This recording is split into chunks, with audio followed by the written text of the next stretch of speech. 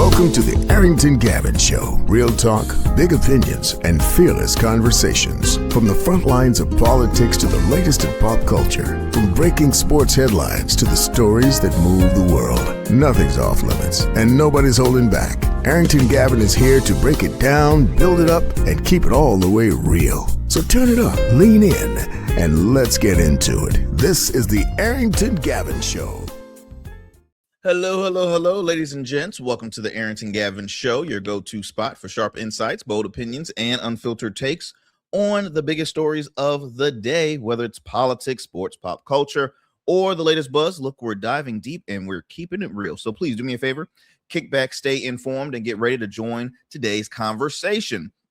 On today's conversation, I'm so honored and thrilled to welcome back to the show Miss Amanda Nelson, known from many as Amanda's Mild Takes. Yes, we all watch it. We love her. We watch it. We enjoy it on social media, all across the digital space with a massive growing platform. I consider her one of the heavy hitter political influencers of our time. And, just a great source to, know what's happening, in Washington that can really give us details, right? Explain it to us in layman's terms. You know what I mean? Because I always complain that I feel like elected officials will continue to give us a headline or a title like, hey, I'm fighting right now for affordability. I'm fighting right now for healthcare. I'm fighting for safety. Okay. But what does that mean? You keep on giving us, the headlines, but you're not giving us the meat and potatoes. So, folks like Amanda can definitely explain it to us. And we appreciate that. We appreciate folks like her that are continue doing great work, and she's staying busy. Let me tell you something. Amanda's everywhere. The last time I spoke, I know she was on a vacation, well needed, because I'm telling you, it's so much stuff that's happening, man. My head, I'm having whiplash right now. Do you know how much stuff has been happening just for 2026? It's not like we're halfway through 2026. We're barely even on we're now on month 2. Are you kidding me? And all this is going down. So it's so much. It's very difficult. But like I said, you're in for a treat because we're gonna catch up with Amanda. The last time she was here, she brought up an interesting conversation starter. She brought up sharing her take on Amanda's Mild Take on C-SPAN, saying really, I don't think there should be a place for C-SPAN. And it was interesting because I pulled that clip from that conversation that we had and put on social media, and so many folks have responded with mixed reviews. Like, oh no, I need to know, because I need to know exactly what's happening behind closed doors. And the interesting thing is, it's is that technically behind closed doors? Because they're in front of a camera. So the whole, the reason why she brought that up was look, everybody puts on a character once the lights and cameras are on, but it's behind the camera is what you really want to focus on. So I'm like, huh. And of course she tells me that when we have 5 minutes left in the show. I'm like, damn it, Amanda, come on. We can't do this. Come on. I'm trying to. It was so hard. And so I said, you know what, Arrington, we're just going to wait and we're going to bring her back. And so, of course, in between that, right, we put a pin to that. And then, of course, you have so much stuff happening. Of course, we're going to discuss the anti-ICE protests happening across the nation, especially in Minneapolis. I think that's been the most documented stories that's been going on. So in between that, we've had that occurred. We've had, sadly, the lives of 2 U.S. citizens that lost their lives under the hands of ICE. And we, here in Virginia, we elected the first woman governor in Abigail Spanberger, and the first Muslim American lieutenant governor in Gonzala Hashmi, as well as the first African American Attorney General Jay Jones. So yeah, it's a lot of catching up we're gonna have to do. So I'm not gonna bug you guys too much in this intro, but I would like to shout out my good friend and mentor in the media space, Miss Barbara Hamlee. She is a true icon in not just in the Hampton Roads area, but I feel like just everywhere. She is the host of a program called Another View. It's a NPR WHRO program based out of the Hampton Roads area that has been going on. I think she celebrates 17 years in total, 2 years on TV, 15 years on radio. And it's a wonderful program, Another View, where they share a lot of things with an African American perspective.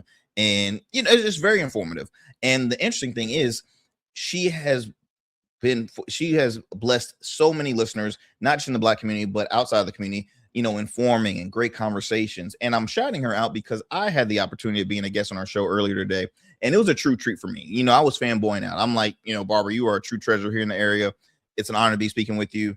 And we had a great time. We talked about my business. We talked about the show. Hopefully I'll be back on, possibly join their roundtable discussions when it talks politics, because look, apparently they think I know a little thing about politics. I'm like, look, I'm just a kid with an opinion. That's all. I'm just a guy with an opinion. But it was a true honor being on her show. And like I said, she's a treasure. She's an icon in the world of media. She's a former TV exec, a former TV manager, a program director, as well as a journalist. So she's awesome. So I just want to shout out again, Miss Barbara Ham-Lee. Thank you so much for having me on your show. All right, my friends, real quick, you know how to tune into the Arrington Gavin show. We drop new episodes Monday through Friday, 7 p.m. Eastern Standard Time on YouTube and wherever you listen to your podcast, whether that's iHeart, Spotify, Apple. In addition to that, you can also hear us on a few radio stations. Shout out to WBOK 1230 a.m. out in New Orleans. You can chime into the show Monday through Fridays, weeknights at 7 p.m. Central Time. And then we're going to head over to the Metro Atlanta area to WDJY 99.1 FM Straight Talk, 11 p.m. Eastern Standard Time, weeknights on their station. And then, as you all know, the good news, I've already shared it on our social media, but yours truly, yes, we're growing. We're a growing show. Starting March 6th, okay? We can listen to the Arrington Gavin Show weekly at 8 p.m. West Coast time on KSHP 1400 AM as well as 107.1 FM Las Vegas. That's right. We're gonna have a blast. So before you guys start hitting the casinos, you can chime in while you're in the car to the Arrington Gavin Show. So honored to be added to their station. And of course, GOATverse TV. There we go. It's so much stuff and I should put this on paper, y'all. I know I try to act professional here and there, but I'm going based on memory. GOATverse TV. Shout out to GOATverse TV. It's an independent streaming network that shows past episodes of the Arrington Gavin Show. So honored to be a part of their station. You can chime in. All you have to do is download their app. It's available on the App Store, Google Play Store, Roku, as well as Amazon Fire TV. Okay, now I can breathe. I felt like Ace Ventura: Pet Detective. Shout out to Jim Carrey. Anybody seen that movie? When he's like always telling stuff and he's like, I felt like him for a second there. All right, my friends. Look, we're going to take a commercial break. When we come back, we're going to join our good friend. We're going to welcome our good friend, Amanda of Amanda's Mild Takes on for a great convo. So y'all don't go anywhere. You're listening to the Arrington Gavin Show. Do not change that dial. Every man has a story to tell. Your ambitions, your achievements, your legacy. Your suit should reflect that story, crafted precisely, designed for impact, and tailored exclusively for you. We work with only the finest fabrics, luxurious wools, silk, linen, and blends from world-renowned mills in Italy, the UK, and India. These fabrics are the foundation of custom suits that exude elegance and stand the test of time. But a suit isn't just about fabric, it's about fit, and it's about confidence, and it all starts with you. When you work with me, you'll receive a personalized consultation, whether in person or over Zoom. Together, we'll explore your vision and discuss your needs, and we're gonna bring your ideas to life. My journey as a designer includes apprenticing under New York-based designer Clavon Leonard, showcasing collections at New York Fashion Week, Algeria Fashion Week, and the prestigious Baltimore Met Gala. That experience is what we bring to every suit we create, from weddings to corporate events and everything in between. We specialize in crafting one-of-a-kind suits for life's most significant moments. Dapper Luke has been recognized as one of Baltimore's best menswear in 2023, and I was honored to be one of the 10 designers selected for the prestigious Baltimore Met Gala. With over 900 satisfied clients, we proudly serve Virginia Beach and Baltimore, bringing world-class designs to these incredible communities. We don't just make suits, we craft confidence. Your suit will fit your body, your style, and it will tell your story. Book your free online personal consultation today. Visit www.dapperluke.com. What's up, y'all? Welcome to And we still in traffic. I don't look familiar, do I? Not in this seat. Hey, what's that you listening to? Here to host today. Hey, turn it up. With me? Yeah, this that new GOATverse app. I got you. So y'all want to know where the goats are? They're off on the sidelines. Looking for fresh, relevant content wherever you go? What was the name of that he said? Introducing GoatVerse TV. GoatVerse, that's what it's called. The free streaming app that brings you the best podcasts, current events, and thought-provoking opinions all in one place. Download it now from the Apple Store or Play Store. In Goats, we 6'10", number one pick, 16 seasons, College Player of the Year, All-Rookie Standout. Joe Smith built a career on grit, consistency, and showing up. Greatness isn't just about the game. It's about how you show up every day. Rugged Evolution now offers body care products for every man, because not every man wears a beard, but every man deserves care. Greatness doesn't fade. It evolves. Rugged Evolution Beard Care. Every beard deserves to be legendary, and every man deserves care. All right, family, welcome back to the show. As I mentioned, the last time we had our good friend, Miss Amanda, on, this is what she had to say, because I was so interested. I was like, I have got to share this to the public. Let me go and share. The last time she was here, this is what she shared. I think we should have cameras in Congress. I don't think C-SPAN should exist. There is so much action on the floor of Congress during debates, during votes, that is for the cameras and is not for getting anything passed. It's so that they can clip those speeches for their social media and then use them later in fundraising emails. It is not so that they can work with each other to get any legislation through. I will say, when the cameras are off and we're in committee, those people who perform like they're nuts on camera. It's the opposite. Yeah. They're normal people. They're completely normal. He's insane in front of a camera, but you get behind the scenes with him, and him and Elizabeth Warren will sit down and work on legislation together. But if we took the cameras out of the floor of Congress, I think we would get a lot more legislation through, like bipartisan cooperation. I don't think we should have. Think about that, y'all. Think about that. She makes a great point, doesn't she? Well, look, of course, we have the one, the only Miss Amanda Nelson back on the show. What's going on, my friend? How are you? Hi. I'm back to defend my opinion here. The world has talked about, they're like, what? Give up C-SPAN? You know what's so funny? So I have a good friend of mine, Dr. Eric Clavell. He's a friend of the show. He's a local radio host, political and legal analyst. And the very first time when I had Eric on, he had shared, he's like, I'm probably the only person that enjoys binging this, but he's like, I binge C-SPAN. I was just like, like it made me so sick when he told me that. I'm like, boring. And the funny thing is, I started to do the same thing. I don't binge it, but I do. I check it out from time to time. I'm like, okay, interesting. And so when you came on and you had shared, I'm like, wow, you make a great point, because we do see so much political theater happening where it's like they create these characters like a Marjorie Taylor Greene, who's no longer in office, but she's very much still relevant. Like, she's very much still in front of the cameras and stuff. And you have, you look at every single hearing we have, how can you take them serious, right? Because they know the cameras are watching. And that's, to me, is unfortunate to folks that, are, just voters, as people are trying to understand, because they're like, okay, if we see them always fighting, how are we supposed to know, what is it for us? Because it affects us. So you brought up a great point the last time you were here.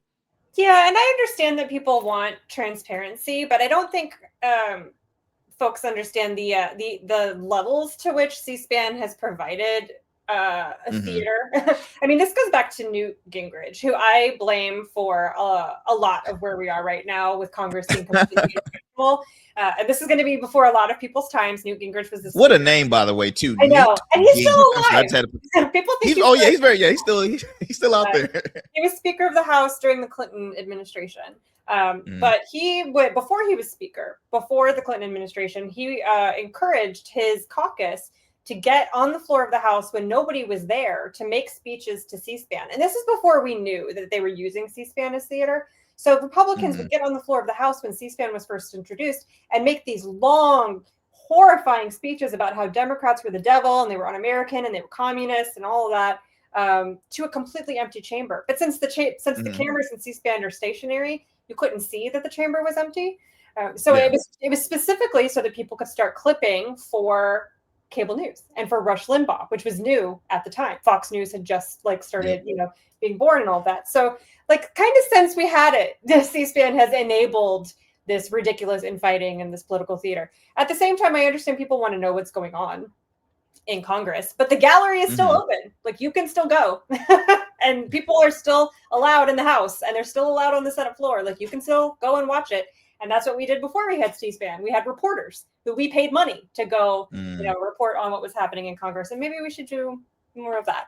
I mean, I don't think this is going to actually happen, but I would love if the cameras came out. But you know what you bring up a great point. And the hard part is, like you said, we bring in reporters, but I mean, now you see an attack on media, certain media, right? Certain kind of media, certain press. And we'll kind of talk a little more about that later on. I would like to catch up with you, Amanda, because since the last time you were here, I mean, there's so much stuff has occurred, but I think I'll start first with you were one of the content creators, right? One of the independent journalists that was in attendance to the recent inauguration here in Virginia. You were there in Richmond, where the first woman governor was elected, Abigail Spanberger. You got the opportunity to interview Gonzala Hashmi. Can you just a little bit about how was not just the experience, but talking with Lieutenant Governor Gonzala Hashmi? What were some of the key things that she was discussing that hey, our plans for Virginia in the next administration? Yeah, so I was at her inauguration ball, like the event that they have to celebrate. She's not just the first Muslim executive in our state house. She's the first Muslim woman elected to a statewide office in the country, like ever. So we talked about that a little bit, and that was really cool, and her whole family was there and they were lovely, and like her husband is so proud of her, and it's so nice to see like normal couples in office, because we don't get a lot of that out of the White House. Those people are a little strange. I don't know what you're talking about. President Trump and Melania are as normal can be. Well, that is couple goals right there. They only met through their good friend Jeffrey Epstein, which is a totally normal way to meet your spouse. But yeah, we talked about her agenda, and she's a very straight shooter. Like, she's very dry, extremely, like very calm. But she used to be a teacher, and once you get her talking about that, she comes out of her shell a lot. So she talked a lot about prioritizing education. But the most interesting thing that she said to me was that she's going to have like open door office hours for the public to like just come by her office, which again, you don't get any of it. Like, our government vibes right now are not heavy on transparency. They're not heavy on transparency. So the fact that like, if you want to go talk to the lieutenant governor about a bill or your public school or whatever, you could go to her office and she'll talk to you. And I think that's amazing. Transparency, it is amazing. And transparency is something that I think is going across on all levels, local, state, and federal. I've had the opportunity. I was interviewing a council member who was running for mayor at the time for New Orleans. And that was like his first priority before hitting the heavy hitting issues, because when you have to stay engage with the community. I think that's always going to be the hardest part right now, just in politics in general, because folks hate politics. Folks don't want to listen to it, but they want to listen to it at the same time. And it's mainly because of the mistrust they see with elected officials, regardless of which side, because, hey, you can say, one side is on their side on this occasion, but then you'll have Democrats agree with the Republicans for something that is a huge, like recently, and this is really random, but recently, I think it was 20 or 21 members, Democratic members signed on, it was a recent amendment that had no at all ISIS reforms involved in that bill. I'm the blanking continuing resolution? Yes. And that really irritated a lot of folks just because of right now ISIS. Can I pick on that a little bit? Yeah.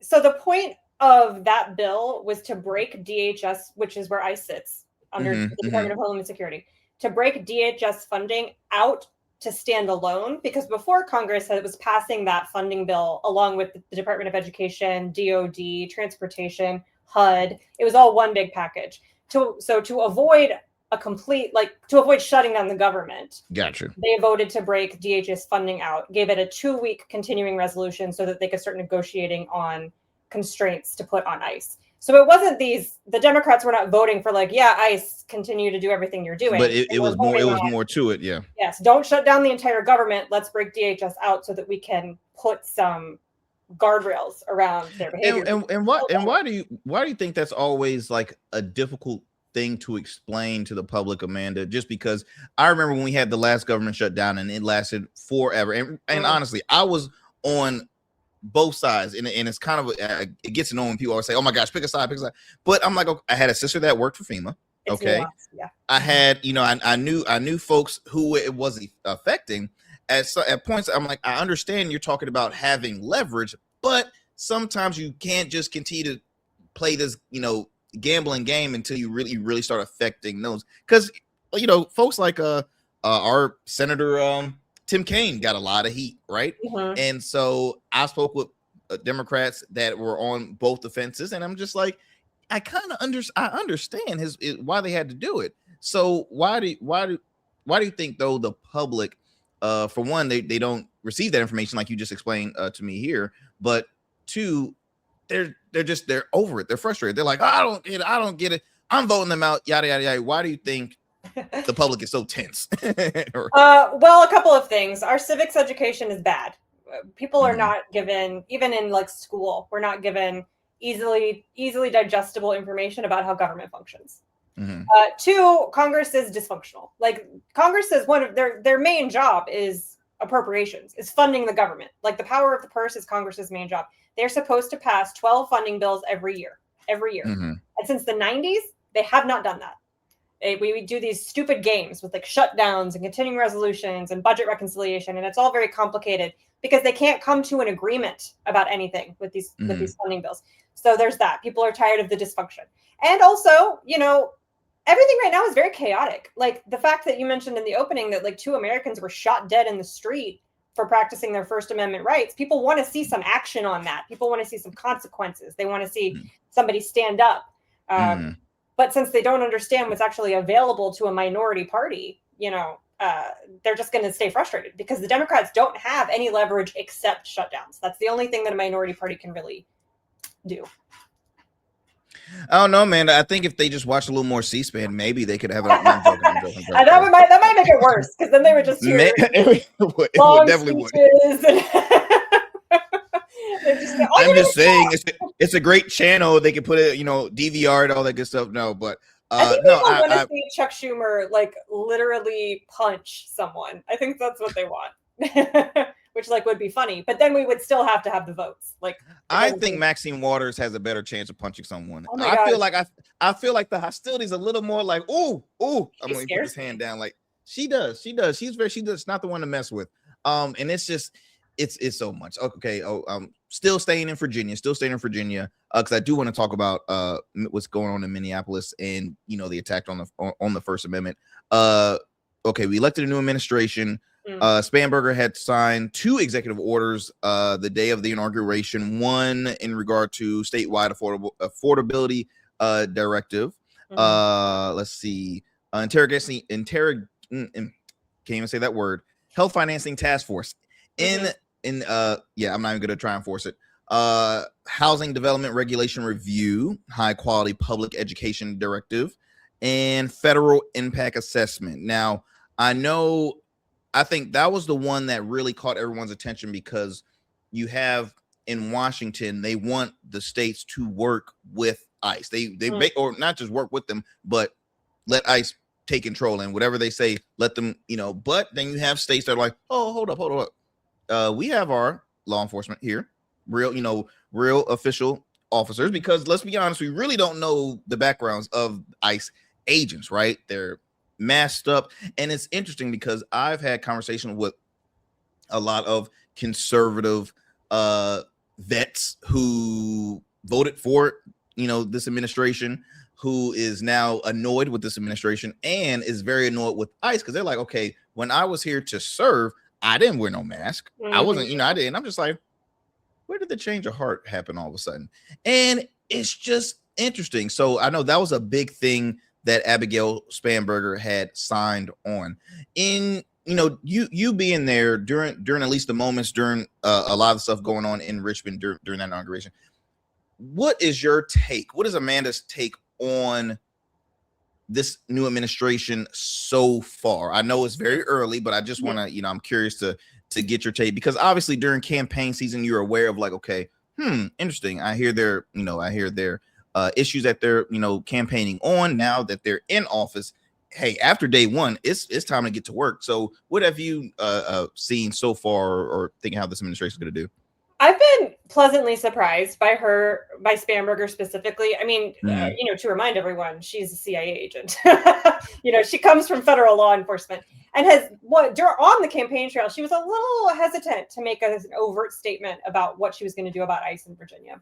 And I do remember somebody asked her, it wasn't me, but somebody specifically asked her, are you going to kick ICE out of the state? And she was like, no, we can't do that anyway. They're federal law enforcement. They have a right to be here. So when one of the first things she did was work to end our state police agreement with ICE, I was like, oh, okay. She listened to, especially the Hispanic population in the state that put her in office, in large part to do that exact thing. And the way that she messages it, I think, is really brilliant because she says, our state police, our local law enforcement at the state and the county level, they have training. They're held to a very high standard for hiring. They're held to disciplinary standards. Now, of course, cops are not all, there are some bad apples. I'm not saying they're wrong, but she messages it like our police are held to this standard, but now we have these federal agents that come in who are not held to that standard and are dragging down our state's resources because then our police have to go behind and clean up after them. And I think that's such a great point. And it's super true because in my opinion, ICE does not need to exist, not even just from an ethical perspective, but it's a wasteful agency. Like talk about waste, fraud, and abuse. They have $75 billion, but they can't deport as many people as Obama, who had a tenth of the budget. And they're making this like giant spectacle. They're killing people in the street. They're abusing children. Like it's just a disaster. So for her to just like not want to associate with that and to let our police officers do the jobs we hired them to do, I think is brilliant. So I'm happy with that. Outside of that, you kind of just got to wait. Like this, the General Assembly's in session. They'll have 60 days to get the bills that she wants pushed through, plus their own agenda. And then we'll see what she signs. But, today the House passed a slate of gun reform bills that I'm happy with for the most part. There's been some talk about like new taxes that some of the delegates have proposed, but none of those have moved out of committee. So none of those are happening. So I wouldn't worry about it. And most of it is just like affordability stuff, like capping random fees in your healthcare premiums, weatherization task force for your house, energy costs, things like that. So I think that she's doing what she was voted in to do so far. Gotcha. The tax thing is funny because those that are not Spanberger fans, they hear the taxes. See, I knew she was gonna do that. See, typical left, and I'm just like, you didn't read the bill. Wait, it's like what is going on here? But once again, everybody reads headlines. Now, I want to respond. So you mentioned about basically an end of ICE really shouldn't be in existence. Now, you're not the first person that I've spoken with that share the same thing. I want to ask though, explain more on why, because at some point you want to say, look, there does have to be, how can I put it?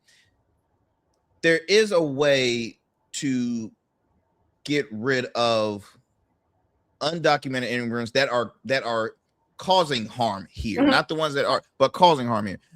That why say just an end of ICE? Now I get it. ICE is definitely not doing so good right now, not so hot at the moment. But at one point, like you mentioned in the Obama administration, I mean, I'm assuming ICE had to, they did what they had to do, but they did it in a certain way. So if they are capable of doing good, why not say, okay, look, it has to be some form of like revamp or something. You know what I mean? Like I'm just curious because I never asked the question when I do hear folks say, they just need to leave. They just need to leave. I'm like, okay, but then what does that happen when it comes to, let's say illegal immigrants that enter in that is causing crime? Like who you gonna call at that point? Like, what are the other options? So ICE is a new age. I am twice as old as ICE. The ad agency did not exist until post 9/11. It was created with DHS in 2003. Okay. So the agent, it's only 20 years old, give or take a few years. And before that, we had INS, which did functionally what you're saying. It handled most of the immigration issues. Outside of that, even if we did not go back to INS, we still have CBP, which is Customs and Border Patrol, which is like, Greg Bovino, who doesn't have a job anymore. But Customs Border Patrol. But he's living it up right now, somewhere partying. They showed him out there, get his tips on. So he's enjoying himself right now. Customs and Border Patrol could still remain, at the border, as is their job. Like they're not mandated, but they're supposed to be monitoring an expedited removal zone within 100 miles of the border. So CPB could stay, and because of course we need to have border enforcement. We're not looking for open borders. That's not real. As far as people who are in the country illegally who have committed crimes, that's what cops are for. Cops are for catching criminals, whether they're here legally or not. And if they discover that a person who has committed a crime is here illegally, they can call up Border Patrol, and Border Patrol can come get them. So by no means am I suggesting that we don't enforce our immigration law or enforce our borders. But the way that ICE functions is a waste of money. It's redundant to Border Patrol and local police. And at this point, I think that since they've spent so much money on recruiting these thousands of degenerates, for lack of a better word, that are and they're lowering the training, because at one point it was 5 months, then they brought it down to, and I don't know if this is true or not, but I always put the quotations, now they have them trained in 47 days due to President 47, so which is wow. But you have a call, you have a bid saying, hey, look, you make 50 grand and do this, and it's interesting because they showed a clip of Dean Cain doing the training, and that was that was a lot. That's all I gotta say. That was a lot. That he's not the Superman that people must have knew back in the days. I mean, we have created what is functionally a $75 billion private army of the worst people from your mom's basement who spend all of their time playing Call of Duty. And that's just a ridiculous way to spend taxpayer money, especially when you've already got local police and Border Patrol who could do functionally the same job for, not $75 billion freaking dollars. No, I can't agree with you more on that one. So end of C-SPAN, possibly an end of Call of Duty, because I'm just saying you start putting in their minds. I'm just saying, cool game, but it needs to stay a game. I was more of a Madden person. I like the sports ones. I felt like that was just more. But okay, moving out of last thing I want to move out before we move out of Virginia politics, the gerrymandering. So recently there was a 10-1. I should have it on here. I promise you guys, I'm getting more professional in 2026. Hold on. Virginia Democrats reached a 10-1 map. This is reported by virginiascope.com. There was a speech. Actually, let me see if I can pull it up. There was a recent speech from House Speaker Scott, as well as Senator Luis Lucas. Yes, and I have it right here. Hold tight as I pull this soundbite for you all, and we'll kind of hear Amanda's take on that recent story. Here we go, ladies and gents. Then that's not enough. So he calls North Carolina, Missouri, Ohio. I need more. Today we are leveling the playing field. These are not ordinary times, and Virginia will not sit on the sidelines while it happens. We made a promise to level the playing field, and today we're keeping our promise. Our maps are ready. Virginia is ready. We said 10-1, and we meant it. And we are proud to deliver a map that stands up for democracy, to stand up for Virginians, to stand up and give us a voice. He started this mess, and Virginia is going to finish it. Virginia to the rescue. Senator Lucas said it best. We've been working really hard to make sure that we got this delivered. This is about leveling the playing field across the country. Republicans are gerrymandering maps to override the will of the voters. We just saw it in Texas, North Carolina, and Missouri. At Donald Trump's direction, they're manipulating election maps because they know they can't win on their agenda in 2026. So instead of changing their ideas, they're trying to break the system. A 10-1 map levels the playing field, and we're ready to move forward. Today, we're making good on our promise by releasing the maps publicly. We're going to get them released either by the end of the day or early tomorrow. We'll get those maps released. And putting them out in the open and allowing them to be debated the way they should be in a democracy. We're going to leave it up to Virginia voters. The maps are ready. Virginia's ready. And that's my senator said it many times. 10-1. 10-1. Thank you. So I gotta first of all, I heard the slap of when Senator Lucas closed her. I heard that all the way from here. Yes. Now you saw how gently, House Speaker does that's but she's like, nope. And I just want to, explain to our listeners, because I know gerrymandering has been going around in, on the news waves, in Texas and in other states, Virginia. And just for, for our audience that is unaware, or not, unfamiliar with gerrymandering, because I had to do my own research too. So it is the practice of drawing and redrawing electoral district boundaries in a way that gives an unfair political advantage to a particular party, group, or incumbent. Now, it usually happens after a census when districts must be updated to reflect population changes. Now, I get it. Like, I'm not crazy about gerrymandering. I'm not a fan of it, in all honesty, because I look at it as like a disservice to the voters. It is. But when it's time to play dirty, I get why the Democrats are responding in this way. Yeah. Amanda, please share us your mild takes on, the whole gerrymandering story. I think that gerrymandering as a concept is one of the most undemocratic processes that you could undergo. Instead of letting the voters pick the elected official, this is the elected official picking their voters. That's how gerrymandering works. You draw squiggly, scraggly lines that make no sense, that intersect counties, neighborhoods, urban, rural, whatever, so that you can isolate 75% Republican voters, so that you can have a district that's, a safe R seat or safe D. Because Democrats do it too, although Republicans overwhelmingly at the state level are much worse. So, at Donald Trump's request, like Senator Lucas was saying, Republicans in several states have redrawn their maps mid-decade, which is in violation of some of their state constitutions, actually. Florida has a state constitution that says you can't do that. So they're going to end up in court as they redraw their maps right now at the behest of Donald Trump. You're supposed to redraw your maps at the census, which we have every 10 years. We had it in 2020, and then the next one is supposed to be 2030.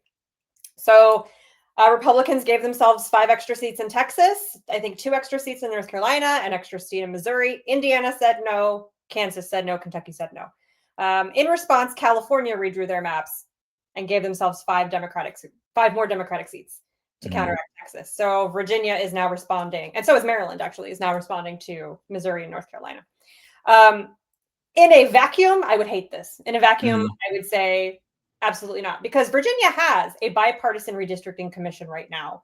Yeah, I think 5. And that's what I thought. That's the whole. Okay, thank you for bringing that up, because I knew I wasn't crazy, because I was aware that we did, and I'm just like, why are we doing this? And again, I'm thinking of it's we have a majority. There's a majority Democratic House, Senate, administration. Again, I'm like, in my mind, I'm like, why is this? But I'm sorry, I didn't mean to cut you off. No, it's fine. So we have that's normally our maps are drawn in a very bipartisan, very fair way. But if we let this stand, what's happening nationally, and we don't do anything about it, that means that we are handing some of our electoral power in Congress to Greg Abbott, the governor of Texas.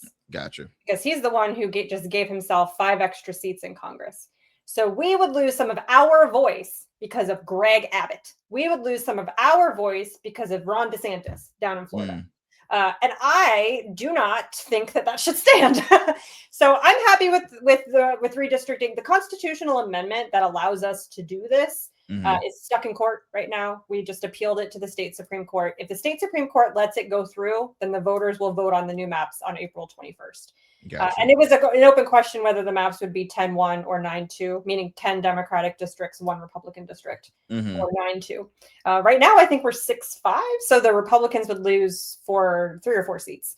And my opinion about that is sucks to suck. You should have reined in your president. The leader of your party made this a national gerrymandering fight, and now he's going to lose it. And we didn't pick this fight. We have Democrats installed the bipartisan commission in this state, and Democrats in Congress have repeatedly introduced legislation to outlaw partisan gerrymandering, repeatedly. And it is consistently shot down by the Republicans in Congress. So you made this bed, and now you're going to sleep in it. And that's how, that's pretty much how I feel about that. And then the constitutional amendment that we would be voting on for the 10-1 maps reverts us back to the bipartisan commission at the next census. So it's temporary anyway. So it's like, basically this administration is FAFO, because they're finding out literally everywhere. And it's like, hey, you brought it on to yourself, which again, I still think it's comical. The fact that you still have supporters that are like saying, oh, look at how the world is so against, Trump and this and that and the other. Like, it's comical. It's so comical. All right. I'm finished talking about VA now, just catching up with so much stuff happening across. So I'm going to go all around like a collage here. So it's going to be kind of out of order. First thing, when this will be, folks will listen to this conversation. By then, we'll already have the Super Bowl and all that other good stuff. All right, which halftime show are you gonna check out? You gonna check out the All American halftime, or you gonna check out the Bad Bunny? Like, I'm just curious. All I'm saying is, you got Kid Rock. Hold up. I gotta tell you the lineup. This is hot stuff right here. Okay, all right. Where are we at here? Okay, here we go. So you got headline Kid Rock. You have Brantley Gilbert, Lee Bryce, and Gabby Barrett. All I'm saying, that's a hot lineup, huh? No, okay, I got Amanda's like, I'm gonna go now. Do you want my mean opinion about it? I don't know. I'm very like, how childish can we be out here right now? Like, it's the pettiest of the petty. But please, what is your take on the back of? I'm kind of surprised they couldn't get Nicki Minaj to agree to play now that she's. Oh gosh! Oh my gosh! What a fall from grace! Let me tell you something. Weird. A fall from grace. But I'm gonna tell you one person that has been a breath of fresh air to hear his response is DL Hughley. Oh my gosh, he's very quick on the. What did he say? I think he said she needs to worry about Chris Hansen more than she needs to worry about. And I'm just like, oh, thank you, DL Hughley. You woke me up from the dead right there.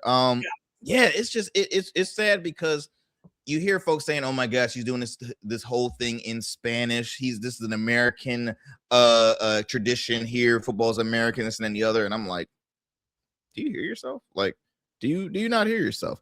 They don't care. Yeah, I mean, citizen. Puerto Ricans are American citizens. I cannot wait. First of all, I shared a episode where I was explaining how it's a privilege to have. First of all, music is very universal, right? Mm-hmm. And I can tell you right now, I got a lot of I listen to a lot of Latin artists that I love. Do I know what they're saying?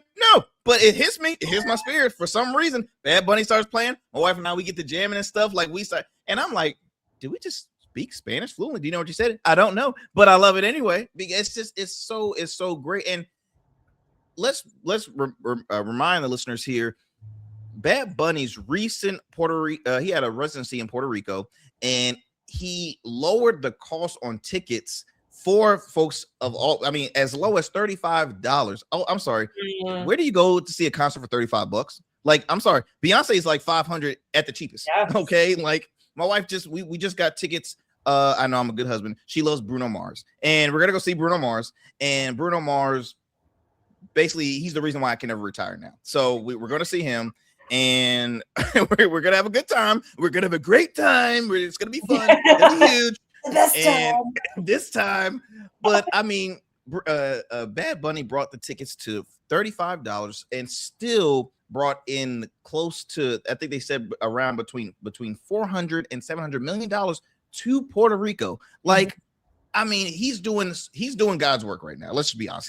He is doing God's work right now, and I can't wait to see the halftime. But it's very unfortunate that you have individuals, and to me it's extremely offensive. I flat out just think it's very offensive, because what they're saying is no place for you. We're gonna have the vanilla-ist of the vanilla, the mayonnaise of the mayonnaise act. I mean, I'm sorry, I've always known the name Kid Rock. I can't tell you a hit song Kid Rock actually played, in all honesty.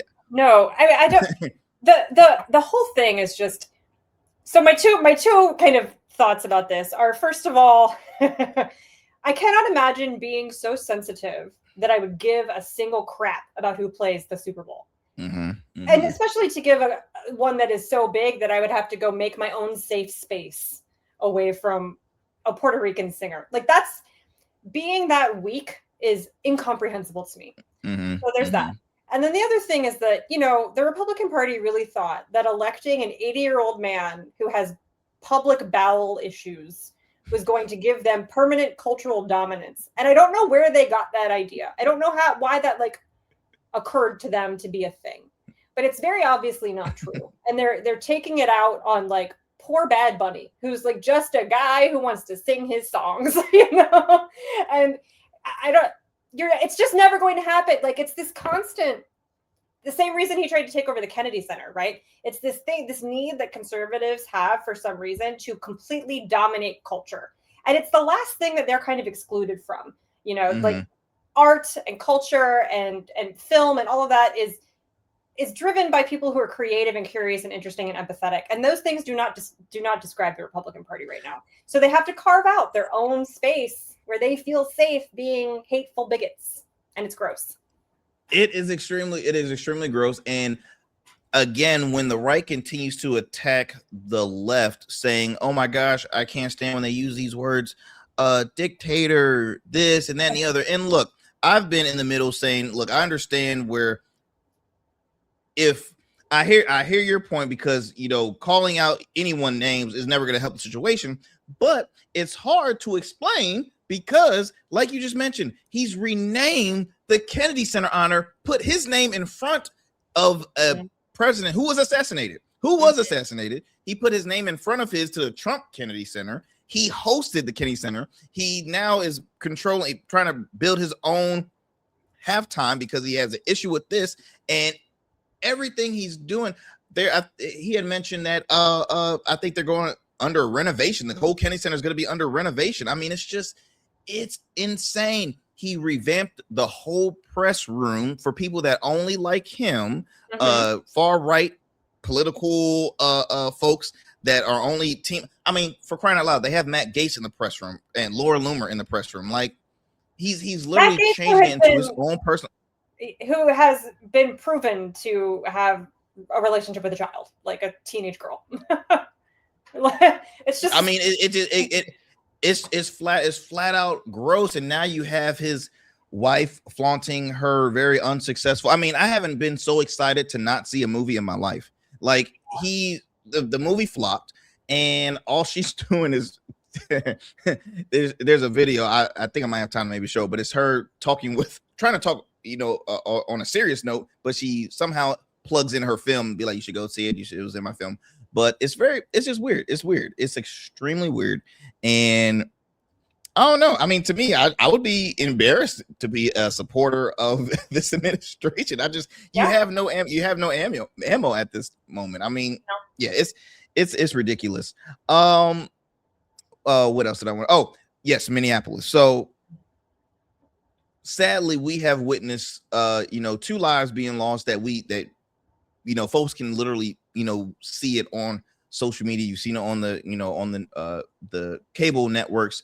And we talk about the issues that ICE is doing right now to sanctuary cities, 2 cities that really, they don't need to be there. ICE does not need to be there. And on top of that, Minnesota has a lower rate of undocumented citizens compared to, say, red states like a Texas, right? And it's so interesting that they're only hitting, mostly blue cities, but there's video of the whole the sad tragedy that happened to Miss Renee Good.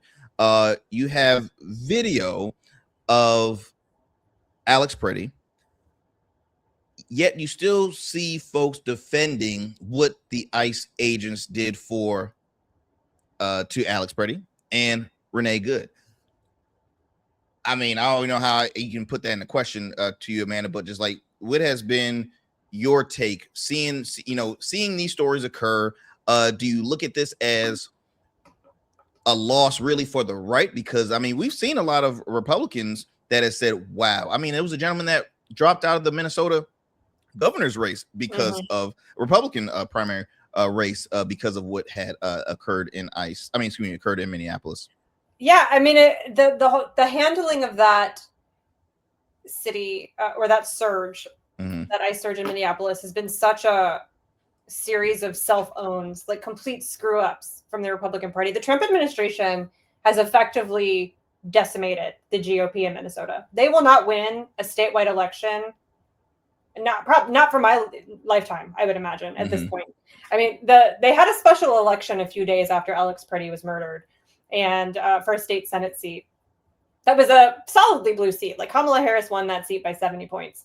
But the Democrat who won that seat last week won it by 94 points. Like, the only reason they didn't improve even farther is because they ran out of runway. And this was during like ICE was occupying their city, and it was a snowstorm. There was a blizzard. People crawled over glass to go vote against the Republican Party in Minnesota. And, this all started because of Nick Shirley. Nick Shirley was given a tip by Lisa DeMuth, who was running for governor in Minnesota. She's the Republican, I think, Speaker of the House or State Senate leader. I don't remember which one. But she tipped off Nick Shirley and said, come into town and go harass these daycares, basically. And that's what started the ICE surge and everything. So her actions, allegedly, are what led to all of this. And she did all of that so that Tim Walz would drop out of the race, like to get rid of Tim Walz or to smear him so that he would lose in the race. And she succeeded. But instead, she's getting Amy Klobuchar, who's the most popular politician in Minnesota. She won re-election to the Senate by double digits. Of course she's going to win. It's just like everything they do is the exact wrong thing. Everything the Republicans do in Minnesota is the exact wrong way to handle the situation. Well, and she has an opponent in the primaries because Michelle Tafoya, former sports sideline reporter, has announced that she's running for office. Good for her. And the guy. And the oh my gosh, Mike Lindell. I forgot about him. Wow, he is running for governor. Oh my goodness. See, again, Minnesota, Minnesota Republicans, y'all have some great contenders, and you got some great contenders there. My pillow. Wow, I forgot about him.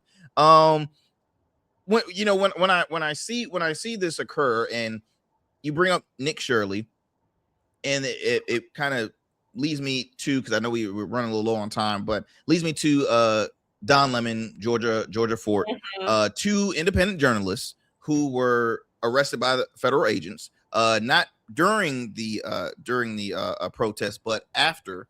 And it's raising the question of, is this an attack on the First Amendment, right? Don Lemon, everybody knows him from CNN during the CNN days. He was there for 17 years. He's now started his own platform. He's doing very good, has well over 1 million subscribers on his YouTube alone, and has continued to grow and grow from there.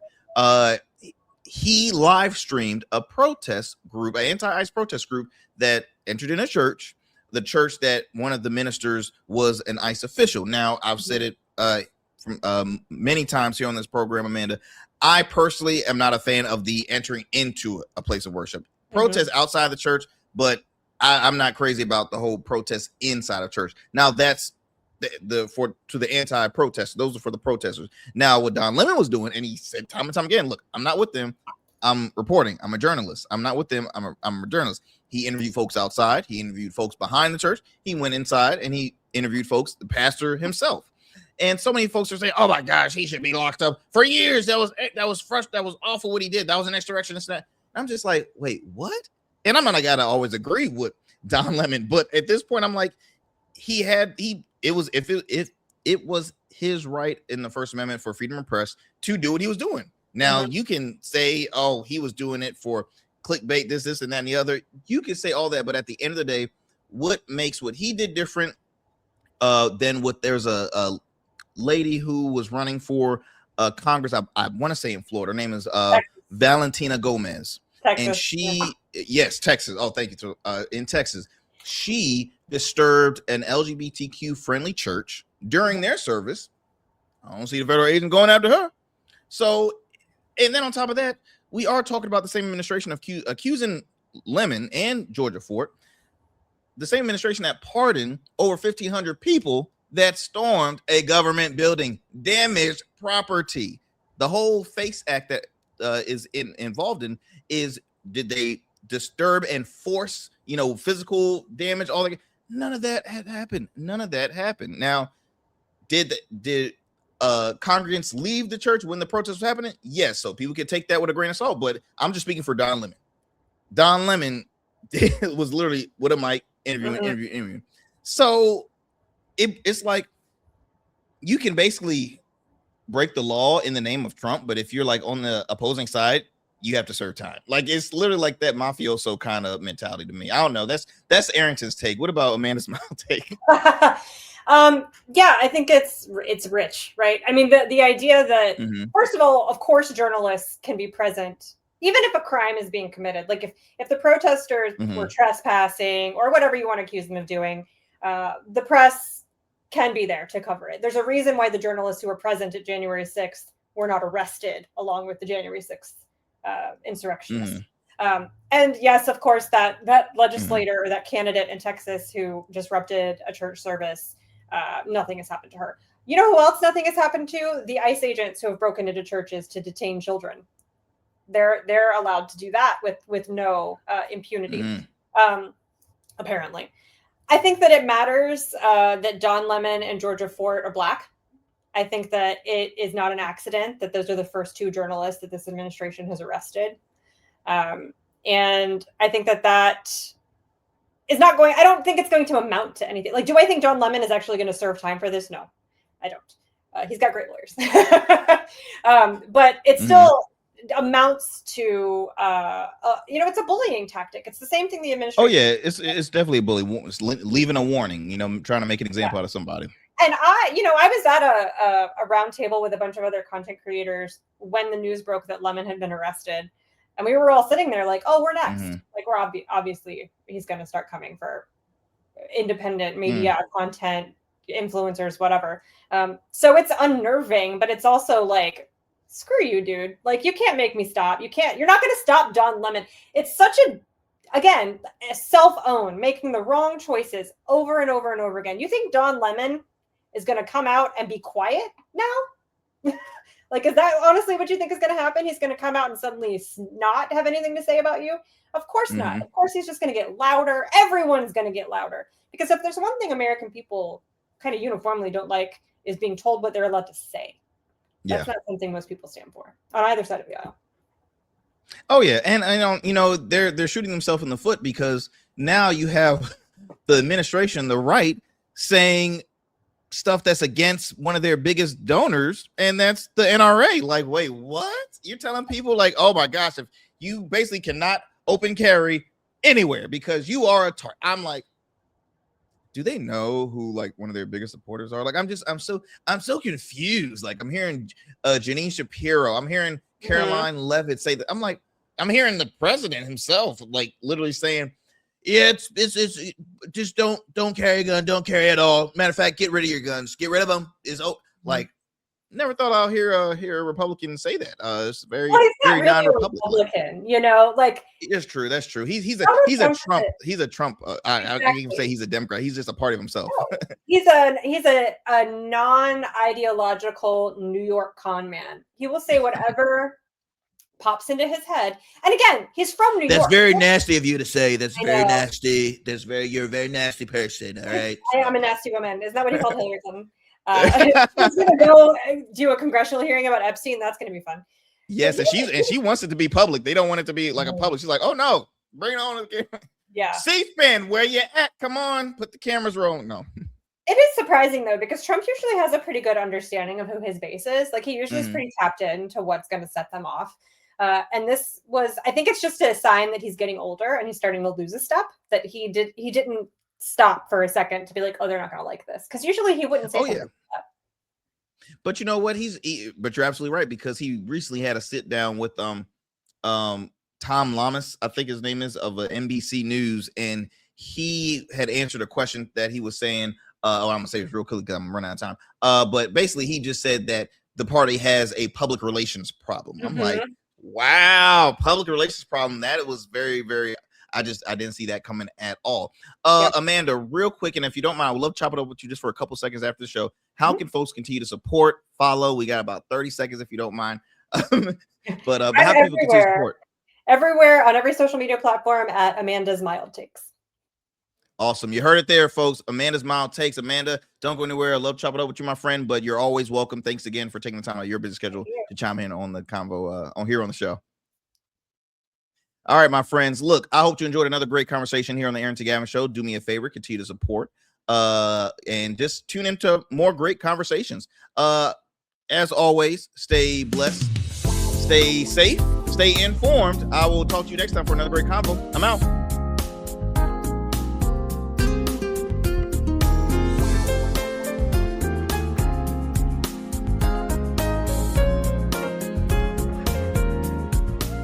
That's it for tonight on the Arrington Gavin Show. Thanks for tapping in and keeping the conversation alive. Don't forget, stay connected with us on all platforms. Follow at Arrington Gavin on Instagram, Blue Sky, and X, and subscribe to the official Substack for exclusive takes and deep dives you won't get anywhere else. We're here every weeknight, same time, same energy, same real talk. Until next time, stay bold, stay sharp, and stay true. That's what we do on the Arrington Gavin Show. Peace.